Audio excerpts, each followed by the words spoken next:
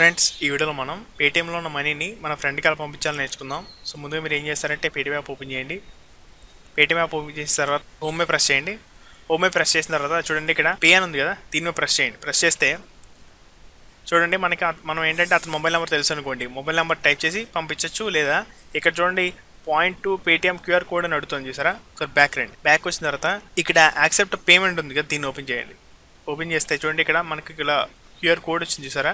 So మనం ఎవరికైతే పంపించాలనుకుంటున్నాం వాళ్ళు కూడా ఇలా క్యూఆర్ కోడ్ అని ఉంటుంది. వాళ్ళు ఏం చేయాల్సి ఉంటుందంటే యాక్సెప్ట్ పేమెంట్ ఓపెన్ చేసి వాళ్ళు క్యూఆర్ కోడ్ చూపిస్తే మనం ఆ క్యూఆర్ కోడ్ని చూడండి ఇక్కడ పేలో వచ్చిన దీంతో స్కాన్ చేయాల్సి ఉంటుంది. దీంతో స్కాన్ చేస్తే తర్వాత మనల్ని ఎంత పంపించాలని ఉంటుంది అంత పంపించవచ్చు. ఇప్పుడు ఏంటంటే మొబైల్ నెంబర్ పంపిస్తాను. సో ఏంటంటే అతను మొబైల్ నెంబర్ టైప్ చేస్తాను ఇక్కడ.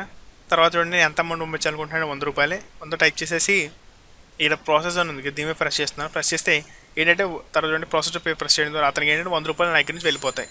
చూడండి ఇక్కడ సక్సెస్ఫుల్ వస్తుంది. ఓకేనా, చూడండి మళ్ళీ ఇంకో మెథడ్ చూపిస్తాను. ఇక్కడ హోమ్ మీద ప్రెస్ చేయండి. ప్రెస్ చేసిన తర్వాత ఇక్కడ చూడండి ఒకవేళ మన దగ్గర ఉన్న మనీ ఎవరికైనా బ్యాంక్ అకౌంట్ పంపించాలనుకున్నారు అనుకోండి, ఏం లేదు పాస్బుక్ మీద ప్రెస్ చేయండి. ప్రెస్ చేసిన తర్వాత సెండ్ మనీ టు బ్యాంక్ మీద ప్రెస్ చేయండి.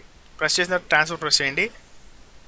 చేసిన తర్వాత చూడండి మీరు ఎంత పంపించాలనుకుంటున్నారో అంత టైప్ చేసి మీరు మీ ఫ్రెండ్ బ్యాంక్ అకౌంట్ నెంబర్ ఉంటుంది కదా, బ్యాంక్ అకౌంట్ నేము ఆ నెంబర్ ఒక టైప్ చేసేసి ఇక్కడ ఐఎఫ్సి కోడ్ టైప్ చేసేసి మనం ఏంటంటే బ్యాంక్ అకౌంట్ కూడా పంపించవచ్చు. సో ఇదేంటంటే ట్రాన్స్ఫర్ అనేది మన బ్యాంక్ అకౌంట్ కాదు, మన ఫ్రెండ్ బ్యాంక్ అకౌంట్ పంపించడానికి ఉపయోగపడుతుంది. ఇక్కడ సబ్స్క్రైబ్ అనే బటన్ ఉంటుంది, దీన్ని ప్రెస్ చేయండి. ప్రెస్ చేసిన తర్వాత ఇక్కడ సింబల్ ఉంది కదా, దీన్ని ప్రెస్ చేసి ఇక్కడ సెండ్ మీ ఆల్ నోటిఫికేషన్స్ అనేది ఎనేబుల్ చేయండి. తర్వాత సేవ్ బటన్ ప్రెస్ చేయడం ద్వారా ఇక్కడ నుంచి నేను ఏ వీడియోస్ అప్లోడ్ చేసినా అవి మీ రెడీకి వస్తాయి.